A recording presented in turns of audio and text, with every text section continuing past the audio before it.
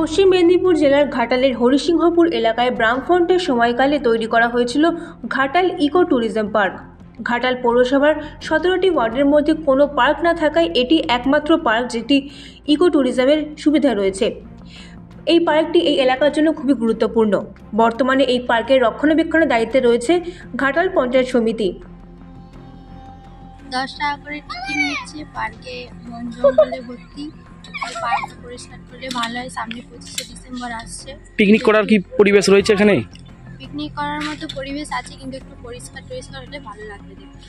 10 টাকা করে টিকিট নিচ্ছে, আর এখানে তেমন কিছুই নয়। বনের বাজারে ভর্তি, বাচ্চারা কেউ খেলাধুলো করতে পারছে না। তো যদি সামনে 25শে ডিসেম্বর আসছে, যদি ভালো পরিষ্কার করা হয় তাহলে ভালো হয়। বোটিং ব্যবস্থা রয়েছে? না, কিছুই নেই। প্রশাসন নজর দিয়ে সাফ সাফাই করলে হ্যাঁ, তখন ভালো হয়। আছেন আপনারা এই পার্কে? 4 জন আপনারাই দেখভাল করেন? হ্যাঁ।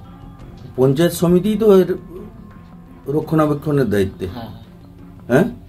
আগে তো অনেক পর্যটক আসতো, এখন কিরকম আসে? এখন কম আসে। হ্যাঁ, কম আসে কেন? এতটা কমে যাচ্ছে কেন সেটা আমরা কি করে বলবো।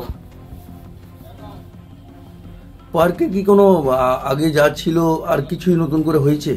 নতুন করে কিছু হয়নি, দন্নার কাছে কিছু কিছু ঢালাই করে দিচ্ছে, আর কিছু নতুন করে কিছু হয়নি।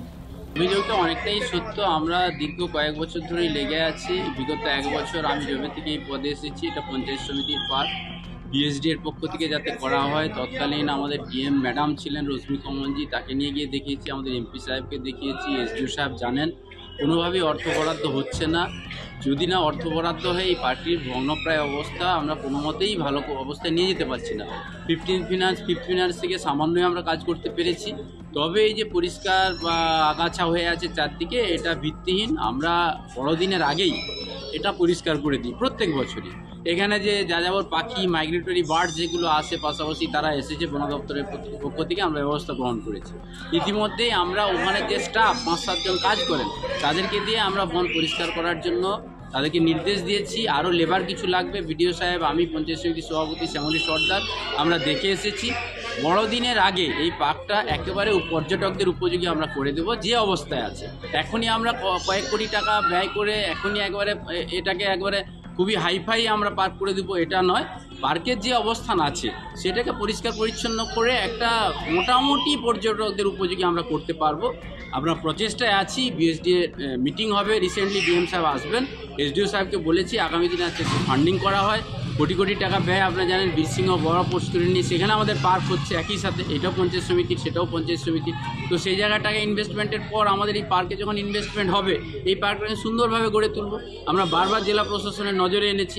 17টি ওয়ার্ড, ঘাটাল পৌরসভা, কোনো পার্ক নেই। ঘাটাল পৌরসভার পাশেই এই পার্কটি হরিসিংহপুর ইকো ট্যুরিজম পার্ক। সেই পার্ক আগামী দিনে আমাদেরকে একটু সময় দেন, আগামী কয়েক বছরের মধ্যে নবতমভাবে পর্যটকদের উপযোগী এবং খুবই আরামদায়ক মনোরম পরিবেশ তৈরি করে এন্টারটেইনিং একটা পার্ক আমরা উপহার দেবো। আমাদেরকে একটু সময় দেন, এটা আমি পর্যটকদের কাছে ক্ষমা চেয়ে নিচ্ছি এবং অনুরোধ করছি একটু সময় দেওয়ার। পর্যটকরা অভিযোগ জানিয়েছেন যে বেশ কয়েকদিন ধরেই এই ট্যুরিজম পার্ক বন্ধ রয়েছে, এমনকি বন্ধ রয়েছে বোটিংও। তাই বড়দিনের আগেই হতাশ হয়েছেন পর্যটকরা। তাদের দাবি বড়দিনের আগে এই পার্কটি সংস্কার করা হোক। পশ্চিম মেদিনীপুর থেকে নিজস্ব প্রতিনিধির রিপোর্ট, এএনএম নিউজ। আরও খবরের আপডেট পেতে সাবস্ক্রাইব করুন আমাদের ইউটিউব চ্যানেলটি আর বেল আইকনে ক্লিক করুন নোটিফিকেশনস পেতে।